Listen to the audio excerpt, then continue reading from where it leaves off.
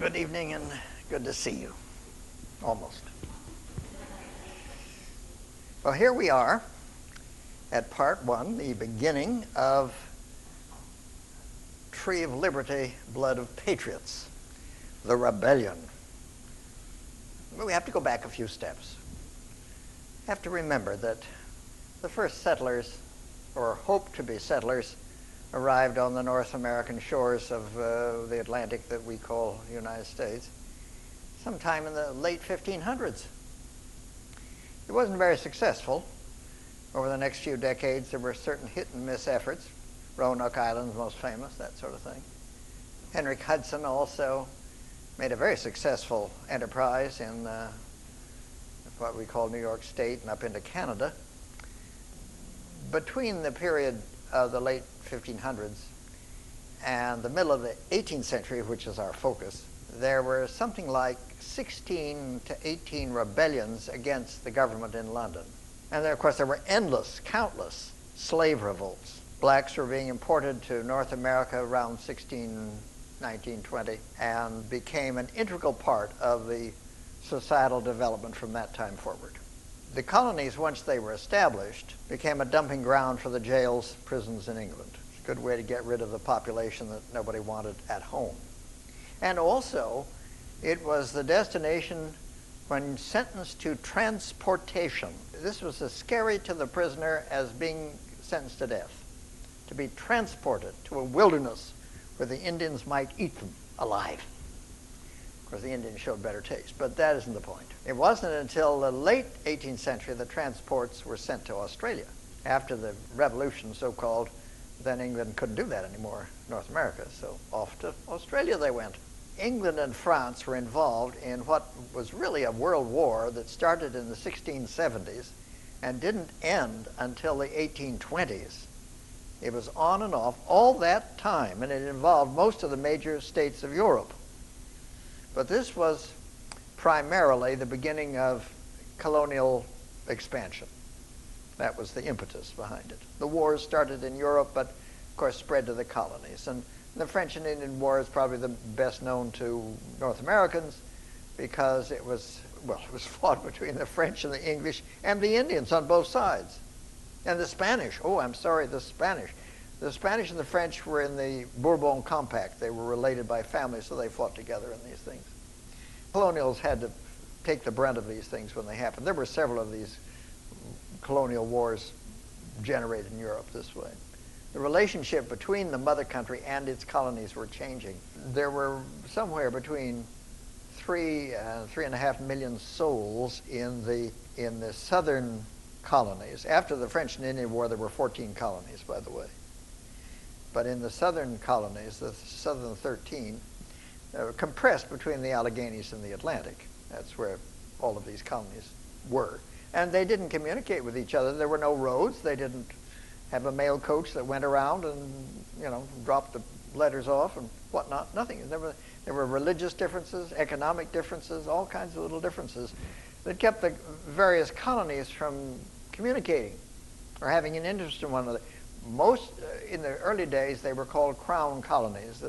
A king, James or Charles or another James or a George, would give a patent to somebody like William Penn, vast tracts of millions of acres. With that patent, the patentee would gather, made corporations. The whole idea was to extract the resources from a colony. That's what a colony is all about. And this made the investors hugely wealthy back in England. But that isn't to say that they weren't doing pretty well in the colonies also. I think it's fair to say that the colonials in North America were reasonably well off, despite all the differences I mentioned, religious and all the other things. Waves of immigrants kept a certain vitality moving in these colonies. Very importantly, each colony had its own elected assembly.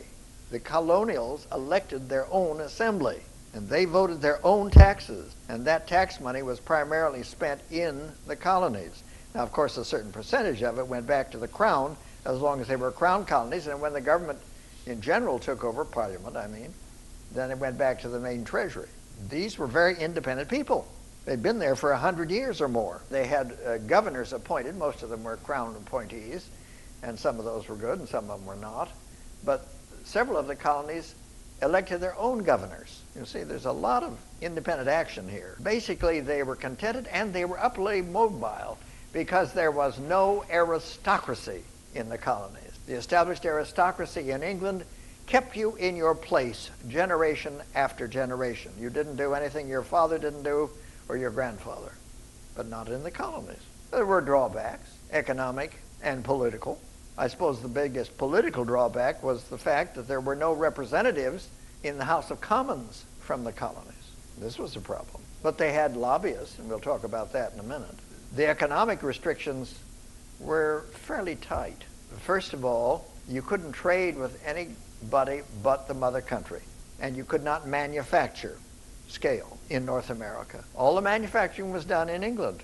You were to supply the raw goods. They'll take care of the manufacturers, and then they dumped the manufacturers back on the colonies. Well, the colonies needed these things, so they had to pay for them. But a lot of colonials wanted to do their own manufacturing. They couldn't. This was frustrating. They also could not trade by ship with anybody but the mother country. And all the ships had to be licensed by the mother country. And of course, a lot of people felt that they could do good trade on their own. They smuggled. Smuggling was a big problem. Both sides had issues over smuggling. Now, London's position at this point, let's say in the late 50s, early 60s, there had been a break in the war with France. The last big set-to was the 7 Years' War, and that had ended in 63.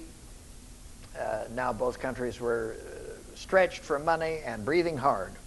And by the way, the king, George III, was a very honorable man. He was driven by duty. He wanted to do the best thing he could for his country and his subjects. Applied himself diligently to this as long as he was able.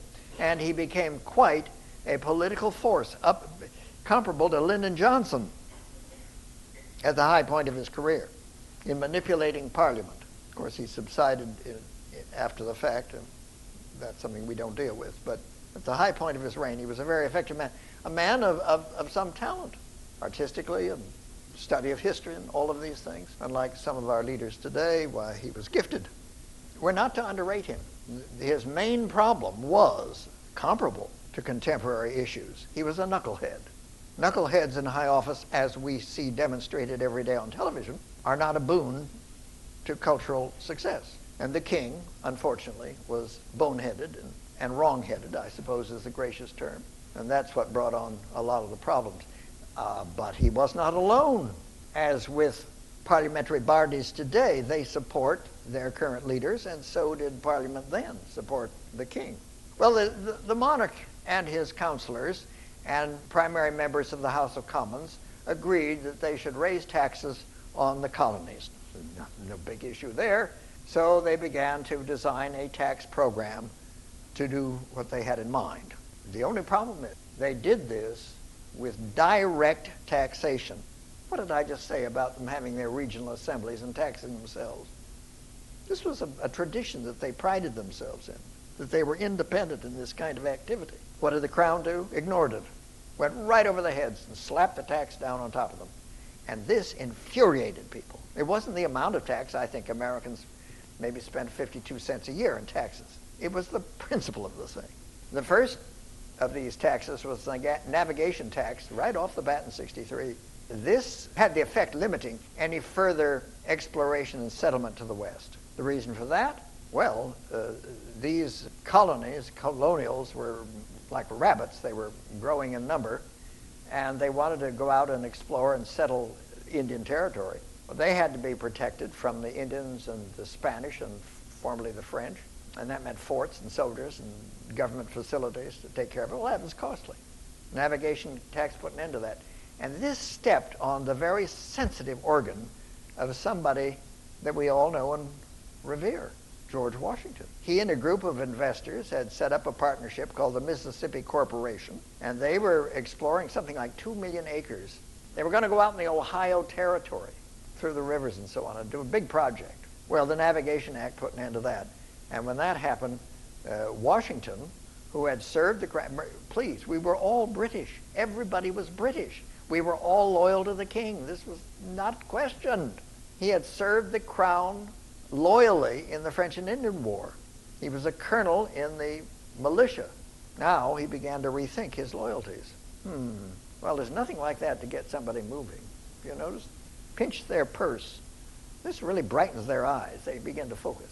The next thing happened the next year, and that was the molasses tax. Well, the molasses tax was in an effort to stop smuggling. Molasses was reduced to become what? The rum smuggling was the big issue, so they wanted to stop that. And then, of course, that infuriated all the distillers and so on in the back garden. A year and a half later came the stamp tax, imposed directly. Now, this didn't amount to anything.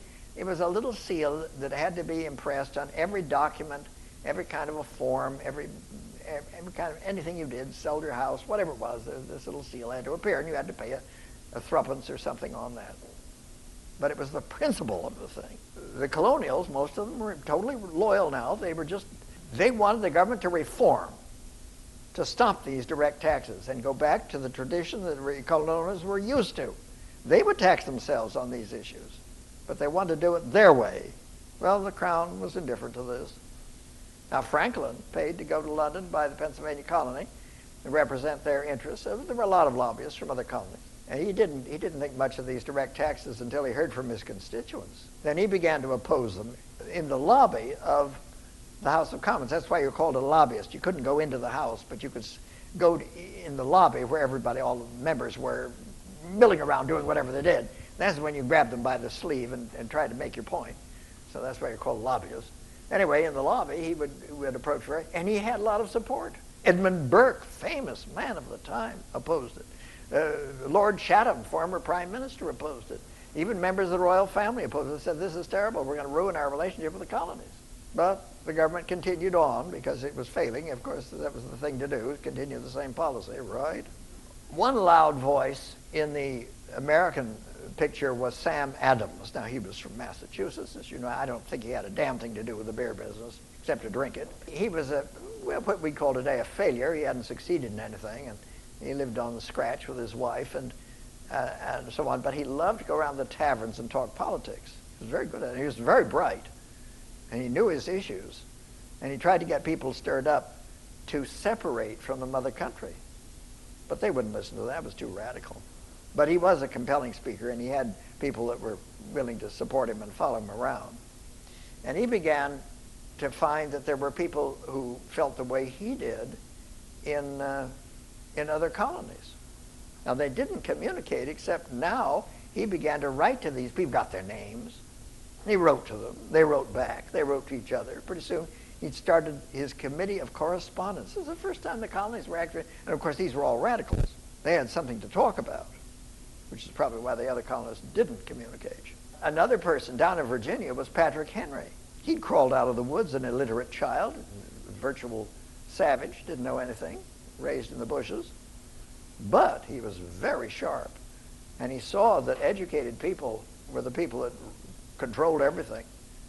He managed to get himself a rudimentary education very quickly, studied with some who were educated, gradually improved, and pretty soon he decided law was the place he should go, studied for law. I don't think it was George Mason who worked with him, but somebody like that. You don't go to law school then, study with lawyers. And he passed the Virginia bar. And because it was a sparse community and people knew him because he talked a lot about issues, they asked him to represent them in the House of Burgesses. That was the Virginia Assembly. So he was elected to the House. Went there and he continued his message, which the other Burgesses did not want to hear. The Burgesses bar, they don't want to hear anything that's a breath of fresh air. That might just spoil everything. So graft and corruption was what they wanted to hear about, but not what he said. Finally, he was so desperate he stabbed himself in public. Well, he actually didn't. He said, give me liberty and give me death, and he stabbed himself with his letter opener, or at least he appeared to. Didn't actually, but this got them all on their feet. Oh, my God, you know, what? Now, he had a friend at court here, and that was Richard Henry Lee of the famous, well, now famous Lee family. He was one of the scions of this many-branched family. Richard Henry Lee was a brilliant orator. He was a lawyer, of course, distinguished, young as he was. They were all about the same age. And so they began to preach the message together to get the colonies separated from the mother country, but nobody wanted to hear that message. Up in Massachusetts again was James Otis. So we don't have a portrait of him, but we have his sister over there, Mercy. James Otis was a very sharp, Harvard graduate, and I don't think he ever met Sam Adams. He may have, but they were not social equals, so they probably didn't see much of each other. But they agreed on the point that America should separate away. They've been independent for a century. Why should they continue on? But nobody wanted to hear this. His sister, on the other hand, she would survive him, and she was sharp. Now, women didn't go to university. They weren't allowed. Mercy was just as sharp as her brother, and she learned everything he knew. He taught her. And she was an autodidact, self-taught, very clever writing. And what she would do eventually, getting ahead of the story, but I have to tell you now, is she wrote satires, satirical plays, and she lampooned the enemy. The enemy was eventually, of course, the British. And she did this with such huge success that everybody, the revolutionary public, of course, mobbed her plays. They just loved them. But the British commander had them performed for his officers because naturally the British were civilized, and civilized people enjoy seeing themselves satirized. They all sat around and howled with laughter. But I have to point out, after people like Nathan Hale, is that one of them? Yeah. And people like that, there was a list drawn up by the British government of people to be hanged for sedition and treason. And she was third on the list. So she made quite an impact. She was a wonderful person, and she lived forever. Well, she's not still alive, but she competed with Jefferson for longevity and wrote a marvelous history of the American Revolution. And she felt that the Americans had gone backsliding right after the Constitutional Convention. They were all downhill after that. Oh, she was ready to strip herself to the waist, grab a sword, and go to the barricades at the age of 93. She was a wonderful person. Great love for her. Well, there was James Dickinson, another loudmouth down in, I don't mean loudmouth in the vulgar sense, but kept it going, wouldn't let people rest down in the Maryland, Delaware area. And then, of course, there was young Madison and Jefferson. They were not so radical, to be sure, but they certainly were up and coming, and they would play a huge role in American history eventually. The colonies responded to all these taxes by objecting to each and every one. The New Yorkers gathered a convention, and they were going to riot. In fact, they did riot, and the government in London rescinded the stamp tax. They didn't want that kind of trouble. But then Parliament took over the care of the Crown colonies. But now the Declaratory Act put the House of Commons in charge of the colonies. And when you have a group in charge, things always change, not always for the better. The Townsend duties that had been imposed were repealed, but all except the tax on tea. And the military was beefed up in Boston because General Gage, who was the commander of British Force in North America down in New York, was told to keep the peace. You know, when a government has a problem and whistleblowers come out and begin to expose the stupidity of the government actions, what does the government do? It does not seek to resolve the reason in Boston. He said, let's go over and teach them a lesson. So he rounded up a gang of these quasi-hooligans. He called them the Sons of Liberty. Well, anyway, they went over and they mobbed the sentry box. Now, here was some 17-year-old youngster just off the boat holding his rifle in the center, all of throw rocks and excrement through the windows, and he was shouting, help, help, help. Well, somebody in the garrison, oh my God, sent out a detachment with their bayonets fixed. A shot was fired. We don't know who. Then shots were exchanged. As a result, 7 protesters were dead on the street. Well, this, for Sam Adams, was pure heaven. Now he had an incident. For a revolution, you have to have incidents. Break eggs, no omelet. He wrote to his friends around the committees of correspondence about this terrible massacre of innocent subjects by the king's goons. Oh, it was just lip-smacking. It was so good. Well, they all began to talk about the terrible massacre in Boston. We now call it the Boston Massacre. Well, things began to roll after that. There would be other problem areas. One of them was that the East India Company, which had the monopoly on tea, had an oversupply, and they needed to get rid of it. And so England said, well, dump it on the colonies and make them pay a tax. We'll make them pay a tax on it. Well, everybody drank tea, so everybody wanted the tea, but they didn't want the extra tax. And they didn't want it levied on top of their heads without to go through their assembly. So this was aggravating. The tea ships arrived in several ports, Charleston, Philadelphia, New York, and Boston. Well, Sam Adams, this is another opportunity. People knew what was going to happen. The town was papered with bulletins and posters a day or two before it happened. So everybody knew what was going to happen. So watch at midnight for the Indians. Well, it was Christmas Eve. I'll never forget it. Everything was covered with snow, but it was bright and clear in moonlight and cold. And at midnight, everybody was watching. They turned the lights out, and they were, well, pretty soon they hear people in the street, men marching down the street. And they looked out, and who goes there? Indians. Oh, yeah, the Indians. Well, there they were. Well, there were all these chaps with the turkey feathers stuffed in their hats and blankets and their faces daubed up with paint.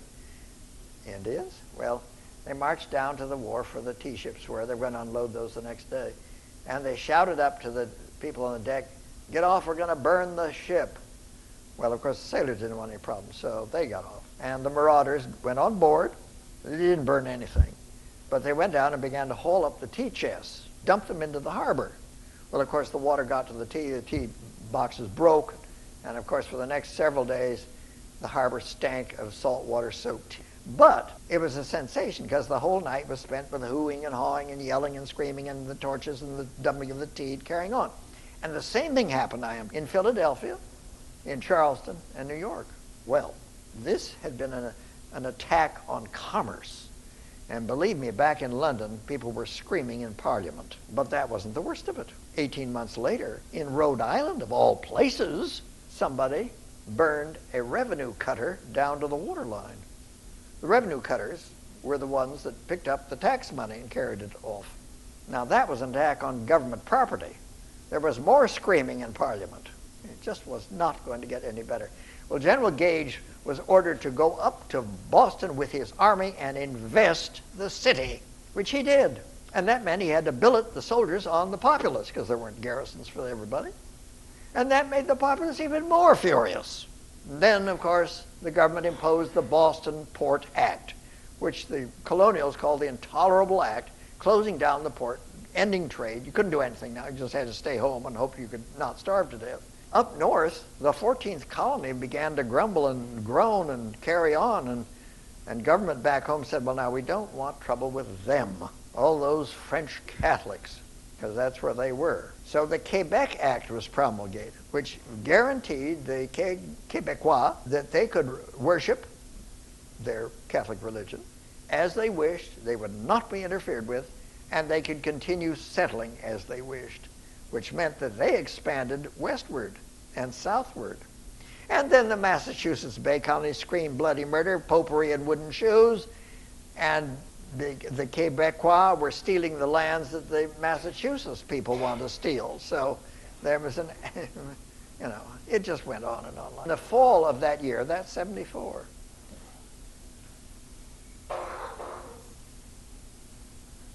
members of the various state colonial assemblies decided that they should meet and discuss what to do next. So there were members from most of the colonies, not all, and they came to Philadelphia, and they met at the first, what we call, Continental Congress. But they were not unified. Half of them didn't want any more problems with the government. Some people didn't arrive at all that should have been there. And they didn't have a plan. What could we do to stop it and get the government to change its policy? That's all they were after. They had to do something to get more people behind any kind of a movement to be effective. So they agreed to go home, talk it up, get more supporters, and come back in a few months and have a second meeting. So off they went to do that. But then the government promulgated the Non-Importation Act, which meant that even though they couldn't trade out, now the colonials couldn't import anything if they needed it. They had to live off the resource of the land. Well, fortunately, the colonies were rich in natural resource, but that was not helpful, especially in business. And then in the spring, General Gage said, well, we have to disarm the public, which was not a bad move on his part as far as the intention, because the colonials were getting violent in spurts and places. So the order went out that they found that there was a barn full of guns and powder out in Concord, and he sent a detachment out there to pick it up. Well, they found the guns. The guns were all in the bushes shooting at them. So this was a disaster. Well, the next month, members of the colonial assemblies finally got back to Philadelphia, had their second meeting. Now they had a good support group.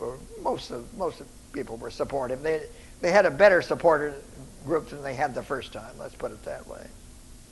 But before they could get anywhere, there was a violent confrontation by the people in Boston with the troops that had been billeted there. And that went up into the hills around the town. You know, Boston was a bunch of little islands then, not the great horror that it's turned into. The bay all filled in. But Breed's Hill became the worst area of conflict. We call it Bunker Hill today. The next year, months passed, weeks passed very quickly at this point. The Bunker Hill thing was in the summer, but by the beginning of the next year, something turned everything around. Go back a month or two to London and Franklin. Franklin was getting ready to return to North America, but he met a young man. He liked to meet people, so he met everybody. And he liked the way this young man talked. The young man was a failure. He had not done anything to succeed and tried a lot of other things. It hadn't worked for him. He was an inventor. He wanted to sell his idea of iron bridges. You take them apart like an erector set. It was very clever. And Franklin loved inventions. So he said, well, why don't you go to North America? Go out to the colonies. They could use your ideas there. This is the thing to do. Well, he said, I might try that, but I don't have any money. Can't buy a ticket. Well, he'd been divorced twice. And now his second wife, divorced, paid his way to go to North America. Well, en route, he developed dysentery, and he arrived in Philadelphia, a hospital, and so on, miserable, sick. But while he was recovering, he had an epiphany. All of the things I've been telling you about, Breed's Hill, Bunker Hill, whatever you want to call it, all these things, Lexington, were happening. And he began to ignite, and he began to scribble down his feelings. And this was his talent. He was a polemicist, very brilliant polemicist, natural. And he submitted these to the newspapers.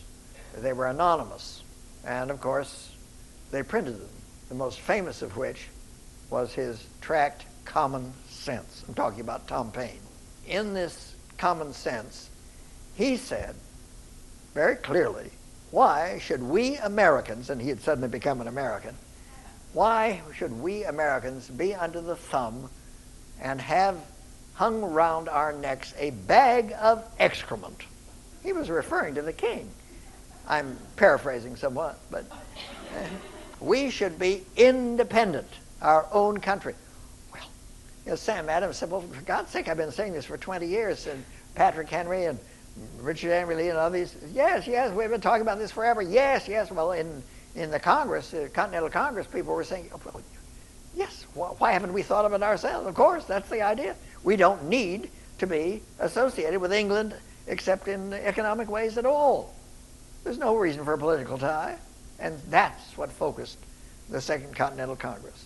Independence. Everybody was screaming about independence. So now we have a focus. In May, I think it was. No, it was in June, I guess. A committee was formed in Congress to write up some sort of a document to confront the British Crown. And they worked on it for a month or so. I think it was Jefferson, of course, was part of it. I think John Adams was there. And Franklin was back in the States. And two or three others, they worked on it. Finally got something together, and they submitted it to Congress. Congress rewrote it. and then they signed it. And on July the 3rd and 4th, it was published. And it was called the Declaration of Independence. Now, the new nation, the United States of America, was confronted with the need to act. And the action would be a guerrilla war against the mother country. However, the first real action was a purge of all those who didn't go along with the revolution. And this was a very ugly aspect of the whole thing. These people, and there were a third of the population, didn't want any part of this. They were loyal to the crown. They didn't see any reason for all this ruckus. These people were destroyed. Their properties were ruined or stolen from them. They were murdered, many of them, dragged into the streets, their women raped, their children thrown out into the gutter, hanged, tarred and feathered, tormented, their businesses destroyed. And these people, called Tories or Loyalists, many of them fled to Canada, to England, other places. Now those Loyalists with substantial money and wealth hired thugs to protect their property from the revolutionary elements. But otherwise, this went on throughout the conflict. So the United States was fighting a rebellion against the crown, at the same time a civil war within itself. People neglect the fact that this was going on. Congress had to have something to fight the guerrilla war with. So they announced the formation of the Continental Army. And there were people like Gouverneur Morris and other bankers and prominent men in all of the various former colonies who had wealth and were for the project. And they were supporters of materiel. The militias of the former colonies were now state militias. And they began to line up these men, and an army was hashed together. It was sort of hit and miss. But who was going to lead and command this thing? John Adams got up and said, "I nominate Colonel George Washington of Virginia." Sam Adams said, "Well, for God's sake, cousin, we don't want them. We want our man, John Hancock." Adams said, "If we don't have leaders of all the new states working together, we will fail completely. And besides, he is the best qualified. And besides, he wore his uniform to the meeting."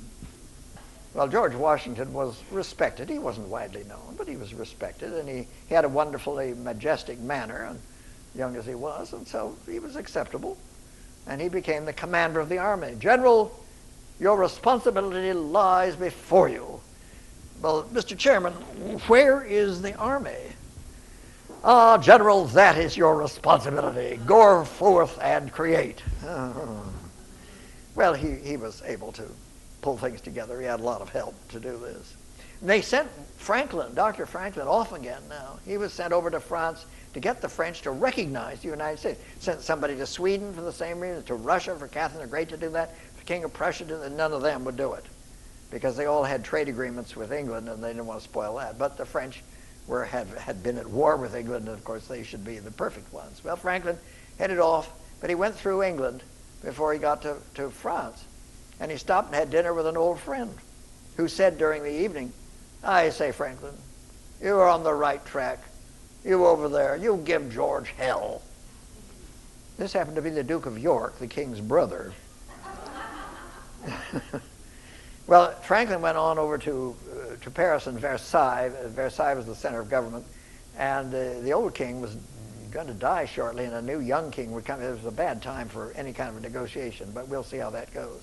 At the end of that year, 76 it was, Washington was taking his little scraggly army together for its winter encampment. But before they actually went into the encampment, he decided he would try a military foray to do something, to prove that this was an aggressive campaign.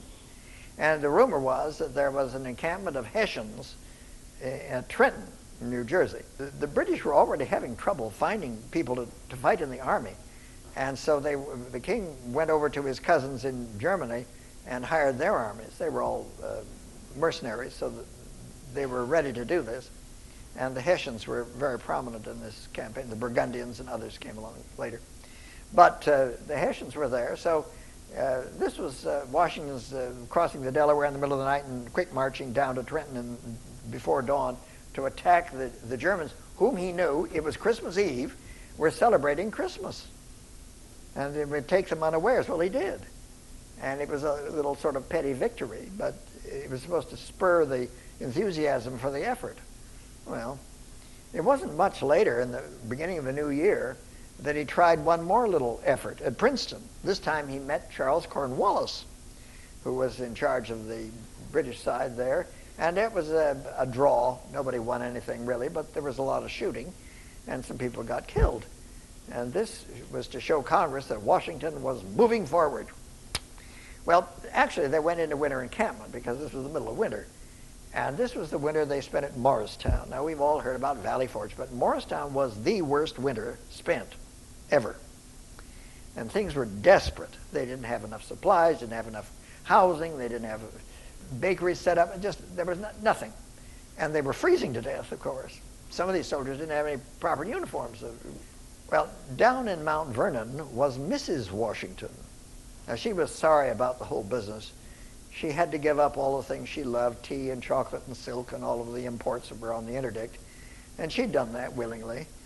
But she thought, well, it's only appropriate that I join my husband at these winter encampments. Now, most of the officers' wives did that. And so did the wives of the troopers. Remember that the furthest away foot soldier was maybe 200 miles from the front. So his family, or those closer, would join their husbands, sons, and brothers when they could at these winter encampments. And the wife and the children, everybody, crowded in. Well, the officers' wives are in a better position. They had a little money, probably, and they had better housing and servants and such to take care of some of the things. Mrs. Washington journeyed up to Morristown, joined her husband. She felt it was a good idea not only to show the flag, if you will, but to keep an eye on the general so he didn't climb into the Madeira bottle or pinch too many bottoms. Well, he had an active social life when left unattended. Now, Mrs. Washington contributed greatly to the morale of this miserable winter. She and the other officers' wives worked up, organized bakeries and hospitals, someplace to take care of the wounded and the sick, and went around all the time, day after day, seeing to the miserable conditions and bringing food when they could and whatever. And the troops loved her. She's a tiny little woman, plump. Washington called her Patsy. She was a sweet, lovely, friendly person. The troopers all called her Lady Washington. And she certainly lived up to that. She was a great succor to her husband. He was very depressed over the way things were, you can imagine. Well, in the spring, General Washington received a glittering gift from abroad. Actually, from France, through Franklin. Franklin was at Versailles now trying to get the new king to support the government, which he wouldn't do. He met everybody, and one day he encountered Marie-Joseph Yves Rochildebert de Motier, le Marquis de Lafayette. He was a 17, going on 18-year-old scion of one of the wealthiest noble families in France. His father and uncles were dead, and he had inherited the head of the family. And he was imbued with the Age of Enlightenment, Voltaire, Rousseau, all of this, taking care of the little people. What nonsense. But anyway, he was an idealist and a romantic, and he'd heard of Washington and his crusade in North America. Washington was his hero, and he was going on and on at the mouth about this to Franklin. And Dr. Franklin said, well, Monsieur de Lafayette, if you wish to contribute to the cause that you're so interested in, why don't you send some supplies and helpers over to aid your hero? Oh, mais oui, mon nécessairement, absolument. Vite, vite. Off he went, hired a ship, filled it with supplies, and sailed for North America. In April, Lafayette arrived in North America and threw himself at the feet of his hero. Mon hero! Grasping Washington around the knees. Well, the last thing in the world that Washington wanted was a bunch of these damn teenage noblemen coming over to drag race in his miserable guerrilla war. So he was ready to drop kick him back into the Atlantic, but Lafayette wouldn't let go, and after a month or two, their relationship had changed. They became like father and son. Now, Washington never had any children. Lafayette didn't know his own father, who died when he was a baby. So they adored one another as long as they both lived. Lafayette was the fair-haired boy in Washington's little military court, and he sent him back to France on several occasions to get more help and to enthuse the government in France to do what Franklin was trying to do. Lafayette was, if I say a self-promoter, it makes him a little ugly. I don't mean that, but he always knew where the reporters were. He'd get out his sword and began, charge the barricade, charge mon ami. And so that was wonderful. Always over the barricades, falling down in the dirt. But especially in the rainy weather when he wore his famous raincoat. It was oiled silk, and he'd sent it over wrapped in newspapers. Well, of course, the newspaper stuck to it, and he was plastered with these garish gravure pictures of naked ladies, which the soldiers in America loved to read as he was going up over the, waving his sword and so on. Well, Lafayette was quite a character, and Washington just loved him. And he, of course, it was reciprocated completely. Well, in the fall of that same year, we're still in 77, was a plan afoot to eviscerate the new republic. The War Office in London was working it out with General Howe and General Burgoyne. Sir John Burgoyne, a famous fellow. He was a member of Parliament, he was a playwright, he was a poet, he was looked 20 years younger than his years, he was a friend of the king, he was a gentleman Johnny, everybody liked him, he was a charming fellow. Well, he was put in commander of German mercenaries in Canada, and the object of the plan was that Howe would move up the Hudson as Burgoyne moved down the Hudson Valley, and they would take their armies and cut the new republic in two and destroy it. It was a good plan. But, communications between Philadelphia and Canada and London were a bit awkward, to say the least. So the plan was set afoot, but Howe was waiting in Philadelphia for reinforcements and news that Burgoyne had actually started down. Well, Burgoyne had started down, hoping that General Howe would meet him. Well, General Howe never left Philadelphia. He was busy waiting. So Burgoyne went further and further south until he was reaching Lake Saratoga. And by that time, he was under heavy attack by Generals Greene and Arnold and others. And they broke his supply line to the north. And on the lake itself, the British and the Americans built little boats and had a naval war. The British lost this eventually and were surrounded. And Burgoyne did the thing a gentleman would do. He surrendered. There's no point to sacrifice the lives of men helplessly marooned this way. Well, of course, when the king heard that he surrendered an army, he nearly had a stroke. But this was news for Franklin. Franklin finally heard about it. And now he had a leverage to use in the French Foreign Office. The Duc de Vergennes was the Minister of Affairs at that time. And he told him, look what we've done without any help. We've captured an entire British army. What couldn't we do with a little help from you? Well, the French were induced to help because they wanted to do something to keep England marooned in its own colonies. Franklin said, well, you're keeping them busy, you see, you can go to the West Indies, which, by the way, my friends, I neglected to mention, the West Indies was everybody's object. Nobody cared about anything in the Atlantic except the West Indies. That's what everybody was after, not North America. But the French were making inroads now that the British were occupied, and Franklin played on this. So France now did what we do today. They set up dummy corporations under the CIA and all these secret spy outfits that you support with your tax dollars so gloriously. Now, nobody would know what they were. They were simply corporations. And then they could funnel tax money through those to help their political enemies, the way we do today. And that's what they did. Supplies began to go to North America, secretly. This now is the winter of Valley Forge. We're not going to go into that. You know all about Valley Forge. It was another dreadful winter. But in the middle of it, Washington received another gift from abroad, this time from Prussia, via Franklin, the funnel of it all. His name was Friedrich Wilhelm August von Steuben, Baron von Steuben. He was a Prussian officer. He had gone to France seeking employment. And he met Franklin, and Steuben said he was there to get a job, and Franklin said, well, we could use you in North America. Well, is there compensation? Said Steuben. He was not a philanthropy. He was there to get money. So Franklin, knowing the value of such training, got Congress to give him a stipend and a promise of a land grant once the war was over. So Steuben went off to North America and presented himself to Washington. Well, he and Washington spoke French. They didn't There was no common language except that. And Washington put him in charge, this is in the middle of Valley Forge, put him in charge of training the army. Well, of course, the troops didn't understand anything Steuben was saying.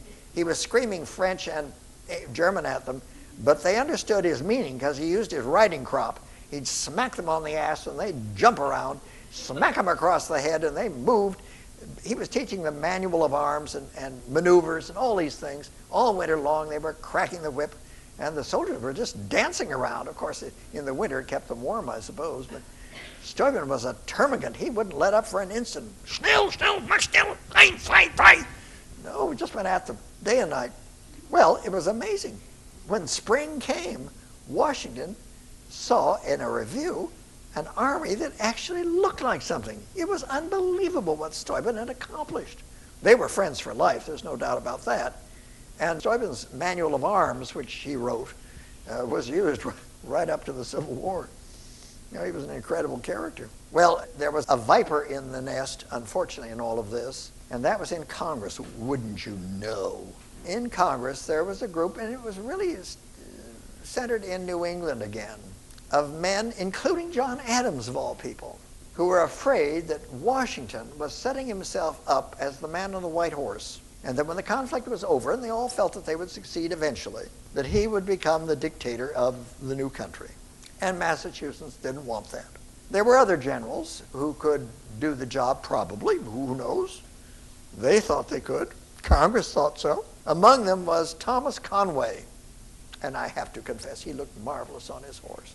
Oh, he was magnificent. And he spoke well. And now there was a group gathering around secretly. It was all done sub rosa. Nobody knew, nothing public, to support Thomas Conway to replace George Washington. Well, George Washington got wind of this, and he was horrified that after all the struggling and the sacrifice everybody was making, that they would undermine him in this vicious way. Well, he needn't have worried. General Conway held a press conference and began to tell the press about his wonderful new position. Well, they weren't ready for this, and suddenly nobody could remember Conway's name. General who? Thomas what? No, never heard of him. Conway? No, never heard of the man. He was left there on his horse to drop, and the whole Conway cable collapsed. But Washington never forgot the ingrates that had supported him and undermined him the way they had done in this endeavor. Well, the new year began with a good thing. Franklin now played his trump card on the French. He said to the French foreign minister, "The United States and Great Britain have been in a peace conference for months. They've concluded a peace. It's been signed. England is pulling out of the conflict and returning to their campaigns in the Caribbean to stop the French." This was all a lie. The French bought it. They were just terrified that this would happen. In February the 31st of 1778, Louis XVI, the new young king of France, in a great ceremony, declared, "We, the Kingdom of France, recognize the United States of America as our ally." And they sent off Count Rochambeau with an army and Admiral de Grasse with a fleet to support the American cause, with admonitions not to tear any sails, spaff on the horse, bend the swords, do anything, just show the flag. Now the French were terrified that this recognition would start the war with England again. And of course it did. England immediately redeclared war on France. France had been done in every direction. The French have never forgotten they were lied to get them in.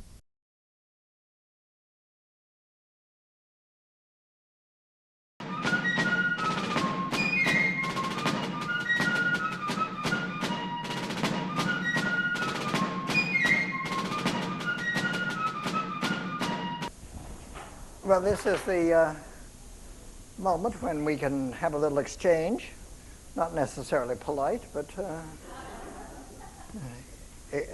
invigorating. Anybody have any questions or comments about how I should raise your children or tell you what to vote for or anything like that? Anybody? I don't see anybody moving. So. There's a fabulous podcast called Talking History that just had an episode about Valley Forge, and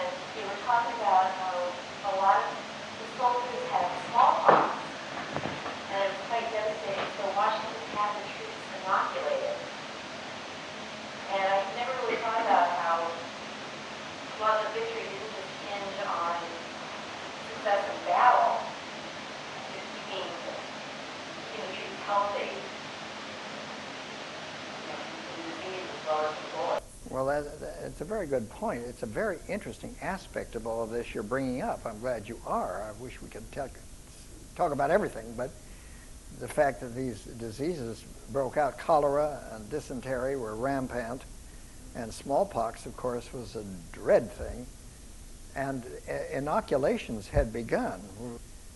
Pasteur, who was, anyway, it started in England, and the first people to be inoculated were the king and his family. The royals are always the guinea pigs for new medical discoveries. Well, if they don't do it, you see, the subjects won't. This is true today. All these things are, not that the Queen had to have a bypass because it was, but Washington was in communication with the latest measures. He probably got his information from the King of Prussia, Frederick II, with whom he was in contact. So it's a very good point. Yeah, it wiped out a third of the army, and before they could get it under control. It's a terrible problem. Well, I think we better go on because you're getting bored with all this jabber. Certainly the year 1777 was the turning point in all of our little story. In June of the following year, Sir Henry Clinton took over the command of the British forces from General Howe. Now, General Clinton had been in the game from the very beginning, serving under Gage and then under Howe, and Admiral Howe, General Howe's brother, was in command of the fleet, and then Clinton took over. Well, by this time, Howe had occupied Philadelphia, so that's where the headquarters was, but Clinton did not want to stay there.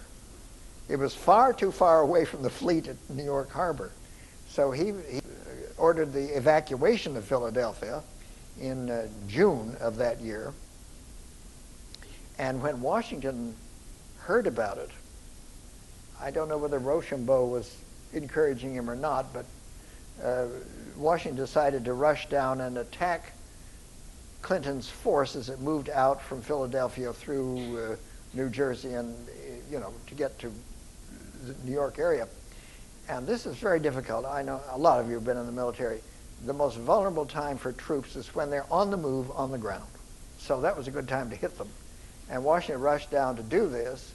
He sent Henry Lee, one of the Lees, Light Horse, I think they called him, General Lee, with an advance corps to go out and test where the British were so they could organize their attack. Well, Lee went a little too rapidly and plunged right into the column of British. Well, that was disconcerting, and the Americans panicked, and it turned into a rout, is what happened. And they rushed back as Washington and the main force moved forward. Well, of course, they were running back on Washington's lap. He was furious. He said, what the hell's going on? And Lee finally came up and he explained Washington lost his temper. He very seldom did this in public. But he just called Lee every name under the sun and humiliated him, ordered him to the rear. And then it took about 2 hours for Washington and Hamilton and Lafayette and the whole crew were there, organized, trying to turn the army around, the retreating army, and get them headed in the right direction again. Well, when they did, of course, by that time the British were alerted that they were under attack, and they were quick marching down to the Raritan River where barges were waiting and boarding those and getting offshore. So they were out of the way. And there was some shooting at the tail end of the British as they were evacuating, but still, it was a mess. Now, one of the reasons this is the Battle of Monmouth, by the way. Monmouth, New Jersey. It was 97 that day. I'll never forget it. Anybody's lived in New Jersey in the spring, and the thing goes up into the 90s, you're dying of perspiration. You're just awash. You're so suffocating in the humidity. Well, the horses were keeling over. They were suffocating everybody. We were all stripped to our underwear. That wonderful painting of Washington and Lee confronting each other at Monmouth. They're all dressed to the nines with the buttons all buttoned. Forget it. Everybody was in their underwear. It was a miserable business. Miserable business. Well, that was the Battle of Monmouth. Not too good. Washington now retook Philadelphia. Congress was delighted. They took their seats back and so on. Washington was leery of the Philadelphians. He figured that there were far too many of them that had comfortably lived under the occupation and were loyalists at heart. So he appointed a military commandant to take care of Philadelphia for the duration, until things settled down to the end of the war. and he appointed for the job his favorite general, Benedict Arnold. Now, Arnold was considered the best field commander by both the British and the Americans in the entire campaign. He'd served loyally for several years, since the mid-1770s. He'd been serving in the army in one way or another. He served very well. He'd been wounded. He'd been wounded twice. He was now recovering from a wound. Washington thought this was a good command for him, being commandant, until he was able to ride again. Then he put him back in the field. He wanted him as a field commander. And Arnold was only too happy to take the job. Well, as a commandant, he would. And he met the William Shippen family and their two daughters, Mary and Margaret. Margaret was called Peggy in the family. Peggy was about 18, I think, maybe 17. Arnold was 40 anyway. He'd been married twice. I don't know if he divorced the second wife, but he'd been married twice. He was smitten by Peggy. Oh, couldn't live without her. And he proposed to her. Well, she turned him down, of course. He was old enough to be her father. Yet her father, William, said, "Now, Peggy, let us bear in mind that Arnold is commanding our city, and he is the fair-haired boy of Washington who controls our world. Think it over." Well, with a little encouragement, Arnold proposed a second time, and Peggy accepted him. They had a nice military marriage and entered into society. Well, at the same time all that was happening, town governors of Philadelphia were beginning to criticize Arnold for corruption, peculation, and profiteering. Well, it's true. If you've ever heard of Holberton or Blackwater, you know what I'm talking about. Profiteering goes on in every war. And it's true that Arnold, wherever he was established in a military command, always had some businesses going on the side. Maybe questionable, but whatever. He was furious when it became public, and the town council took these charges to Congress. Now, Arnold demanded that Washington give him a court-martial and prove him innocent, exonerate him, restore his honor. He was very sensitive about his honor. Men of questionable honor always are. Washington didn't want to do anything. He had other things to deal with. He didn't want to deal with this. But Arnold kept after him, and Washington put it off all year long. And in December, finally, the court-martial was called, and Washington sat between the two other generals, didn't open his mouth, and the verdict was brought in that there was no real evidence of wrongdoing on the part of General Arnold. No real evidence? Well, this wasn't vindication. This didn't restore his honor. This isn't what he wanted Washington to say. In fact, he confronted us. You never opened your mouth. I wanted your help. Where were you? "I'm resigning," said Arnold. Well, Washington said, "Please do not resign. I am desperate. I need you. You're my best field commander." "Well, I'm resigning. Nothing you can say will stop me. I'll give you any command you want. You just name it. Any command." "Any command?" "Yes, any." "All right. I want Fort West Point." "What? You want a fort? You're a field commander." "It's all right. That's that or nothing. I'm out." "All right, it's yours." And I'm going to interpret what Washington was thinking 200 years later. It's my conviction that Washington probably thought, well, he'll get bored with this, and finally his leg will heal, he'll be able to ride again, and I can put him back in the field commanding where he should be. In the meantime, I'll give him the job. Peggy was pregnant, and Arnold was interested to discover that she and her sister, Mary, had been good friends of John Andre. Now, John Andre was Sir Henry Clinton's aide-de-camp. He was about the age of the girls, and he was a nice young man. He was just so much full of fun, knew all the latest fashions from Paris and the dance steps, and read poems, and he was handsome and, just an ideal companion for the girls. General Clinton left and went back to New York from Philadelphia. He took Andre with him, of course. And Andre was just as precious to Clinton as Lafayette was to Washington. I have to point that out, too. Well, the girls had stayed in communication with John Andre. They were still writing to each other.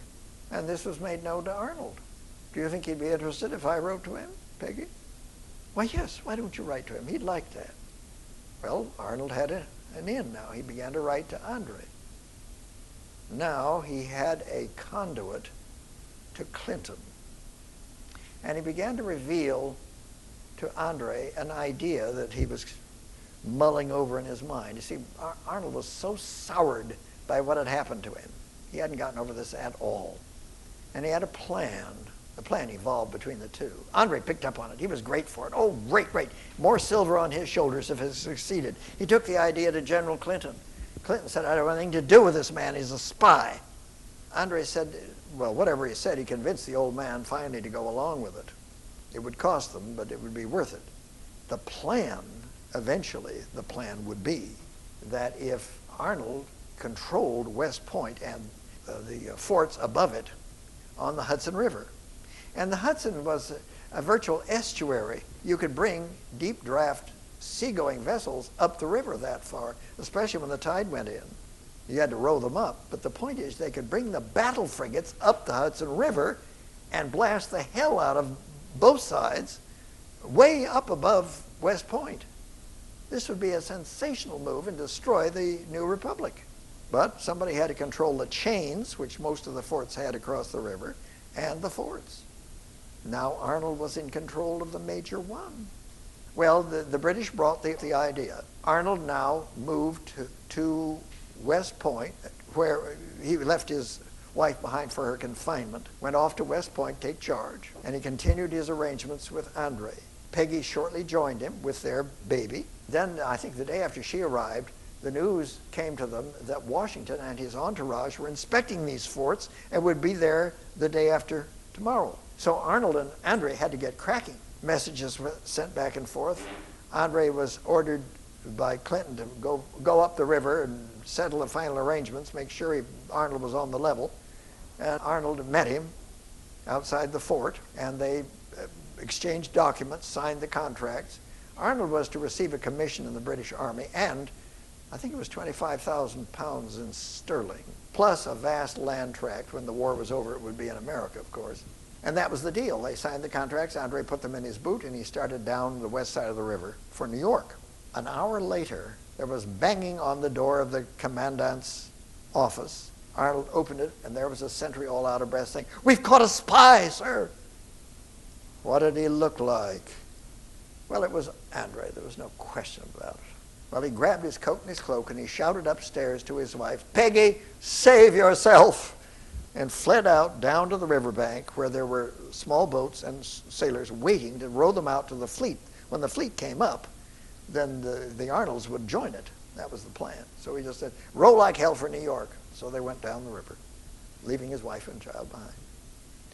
Well, the next day, General Washington and his group arrived. The fort was in chaos. There was screaming from the commandant's office. They went in to find out what was going on. They found Mrs. Arnold, stripped to the waist, clutching her baby to her bosom, shrieking her head off in her bed. Well, General Lafayette always wanted to comfort the lady in distress, calmed her some way. Well, of course, they had Andre. He was captured, so they more or less knew what had happened. Peggy was taken back under house arrest to Philadelphia with her child. And then John Andre was hanged. Now, Washington's officers who were in charge of this went to Washington and pled with him not to hang Andre. Andre was such a charming young man. Everybody fell in love with him. He was just a sterling example of young manhood and a young officerhood or whatever. Washington said, "Gentlemen, general order went out last year that anybody caught as a traitor was to be hanged immediately. We can't go back on this general order." So Andre was hanged. Well, meanwhile, down in New York, Arnold had thrown himself in the lap of Clinton. Clinton was furious. What the hell was going on? The chains were not down. The fleet was not moving. Here was Arnold, and where was Andre? And then he received news that Andre had been hanged. Now he could virtually throttle Arnold. But they had this contract, and it had been signed. It was public. So he ordered Arnold to take troops down and attack Richmond, Virginia, which Arnold did with effect. Taking the troops thence, up to the lawns of Monticello. I forget the name of the resident, but he was unhappy about that. Well, the Arnolds were reunited in New York and subsequently went on to England, and we're not going to talk about their story. That's another time. Now that the British campaign had received one disaster after another, the government decided to follow it up with another campaign exactly like the preceding, a southern campaign. And it was to be under the command of Lord Charles Cornwallis, and they were marching up through the Carolinas to reconnoiter and then attack Rochambeau's forces from Chesapeake Bay. They'd have the fleet and so on and so forth. That was the plan. And by the way, they were expecting endless loyalists to join them in the Carolinas and Georgia. Well, no loyalists appeared. Evidently, nobody had ever tried to walk along the Carolina coastline. Well, of course, it's a swamp and bayous and unbelievable, very pretty, but you don't walk on it. And they slogged up through this miasma, only to be attacked by Francis Marion, the famous swamp fox. Other renegades, well, they weren't renegades, they were sort of idiosyncratic military folk, and they had a terrible time. It took them weeks to get through this morass. Finally, they made it up to the mouth of Chesapeake, reconnoitered there at Yorktown, and sent a message to Admiral Howe to bring the fleet in and pick them up. The messenger was apprehended, but the messengers also went out to tell Washington what had happened. So Rochambeau knew about this within a couple of days. And Rochambeau said, General, let's forget New York. They were going to attack New York and Clinton. Forget Leadpants. He's not going to go anywhere. Let's rush down and attack Cornwallis while he's weak. And that's what they did. They quick marched down the west side of the Chesapeake Bay, down through New Jersey and down through Maryland, Delaware, and confronted Cornwallis at Yorktown. He put up barricades, and of course they laid siege to him. Well, where was the British fleet? Well, the French fleet. Admiral de Grasse, he had heard about it at the same time Rochambeau heard about it. So his fleet immediately sailed down and dropped anchor across the bar so that nobody could get in to take Cornwallis out. The British fleet finally got the message, and they sailed down only to find the French fleet, damn them all, were there in between them and Cornwallis. They couldn't do a thing. So they dropped anchor out, further out, and waited. Well, the siege of Cornwallis took about a month, and then, of course, smallpox and cholera and VD and I don't know what else broke out, and everybody was miserable. Cornwallis was ill, and after a month he surrendered. Well, the minute the white flag went up in Yorktown, the British fleet weighed anchor and rushed to the West Indies, because that, as I've said earlier, was the main goal. Well, the French fleet cut their anchors and rowed after them as fast as they could get under sail to get there first. For all intents and purposes, the war in North America had come to an end. I must point out that I think it was a year later, in the West Indies, Admiral Rodney, who had taken over the British fleet then, inflicted the greatest victory over the French that took place during this entire war. Admiral de Grasse lost half his fleet. It was a terrible and disgraceful defeat for the French. But the French were now getting used to the fact that they had been had. That's why they love us. There's an aftermath to this, naturally. It took another year and a half for the King of England and the government of England to recognize the new United States, but they did. And it was awfully hard for King George to swallow this, and he had his first seizure shortly thereafter. The United States was operating under the newly ratified Articles of Confederation, which gave that government no taxing power and no police powers. It was virtually helpless. And by 85, there were conflicts between many of the states. One special conflict took place at the headwaters of the Chesapeake Bay between Maryland, Delaware, and Virginia, fighting over oyster beds. They were shooting each other because who controlled the oyster beds? This is called the Oyster War. Well, this was terrible. The Articles of Confederation were no help at all. Washington's officers, whom he had ordered into retirement, out of the military, when the war ended, he said, "You are all now gentlemen, go home. You are civilians." Washington said, in effect, we did not fight for 8 miserable years to set up another dismal tin pot kingdom. And he went back to Mount Vernon to continue farming.